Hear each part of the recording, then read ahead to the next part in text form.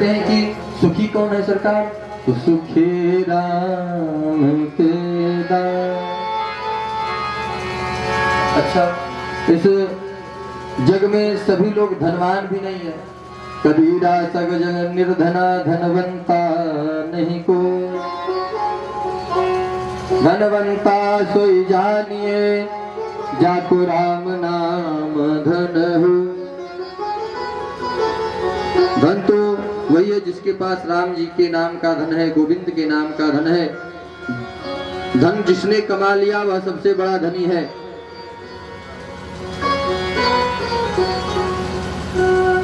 और सबसे अंत में श्री कृष्णाय वयं नमः। भागवत जी में प्रधान देवता नंद नंदन भगवान श्री कृष्ण चंद्र है। तो कृष्ण भगवान को सर्वप्रथम आदरणीय व्यास जी ने प्रणाम किया।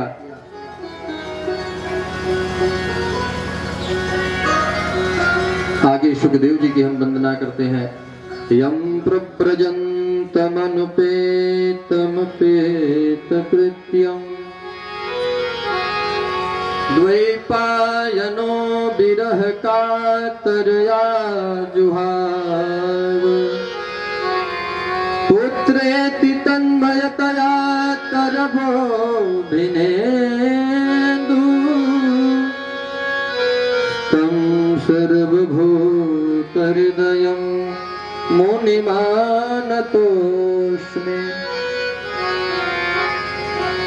हमारे पूज्य सुखदेव जी महाराज ऐसे हैं जो कि मातृगर्भ में 12 वर्ष तक निवास किया, और जब मातृगर्भ से बाहर निकले तो सीधे वन की ओर चले गए। पीछे से व्यास जी ने हा पुत्र करके पुकारा, मगर वृक्षों ने जवाब दिया। व्यास जी वापस लौट आते हैं। आइए हम उस नैमिषारण्य तीर्थ में चले, जो बड़ी पवित्र भूमि है। वहां 88,000 संतजन विराजमान हैं, जिन्हें हम शौनक आदि ऋषियों के नाम से जानते हैं, जिनकी बड़ी बड़ी लंबी उम्र है। एक संत की उम्र में तो इतनी लंबी है महाराज कि उनके जीवन में कई बार इंद्र बदल चुके हैं। एक सदगृहस्थ इतनी लंबी उम्र वाले हैं कि उनके जीवन में कई चतुर्युग बीत गए हैं। कलयुग, द्वापर, त्रेता, सतयुग, ऐसे करके ये चारों युग कई बार आए और कई बार चले गए, फिर भी वो संत अभी हैं। 88,000 संतजन अपने नित्य कर्मों से निवृत्त होकर प्रातः काल जब बैठते हैं, सब उन संतों की मंडली में श्री सूत जी का आगमन हुआ। सूत जी महर्षि वेदव्यास के परम प्रिय शिष्य हैं।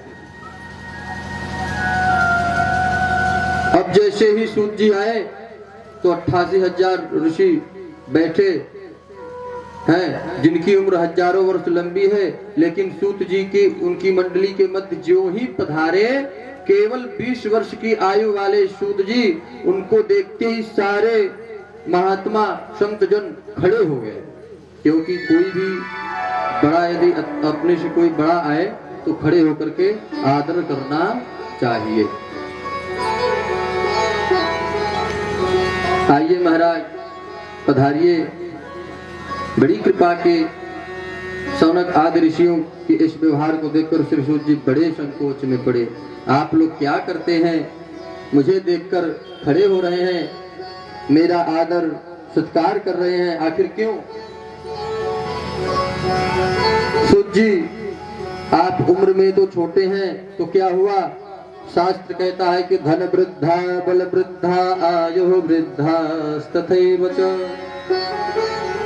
ते सर्वेपि ज्ञान वृद्धाश्च किंकरा शिष्य किंकरा। कहते हैं कोई बल में बड़ा होता है, कोई आयु में बड़ा होता है, कोई कदाचित धन में बड़ा होता है, किंतु जो ज्ञान में बड़े होते हैं वो तो सबसे बड़े होते हैं। इसलिए सूत जी, आप देखने में छोटे हैं, लगते हैं, लेकिन आपके अंदर ज्ञान रूपी जो प्रकाश है वह करोड़ों सूर्य के समान है। यदि संत के पास हम लोग जाएं, महात्मा के पास जाएं, गुरु के पास जाएं, तो हमें कभी भी व्यर्थ के प्रश्न नहीं करने चाहिए। व्यर्थ के प्रश्न क्या होते हैं? हे प्रभु, हमें पुत्र नहीं हो रहा है, पुत्र हो जाए, कोई उपाय करिए।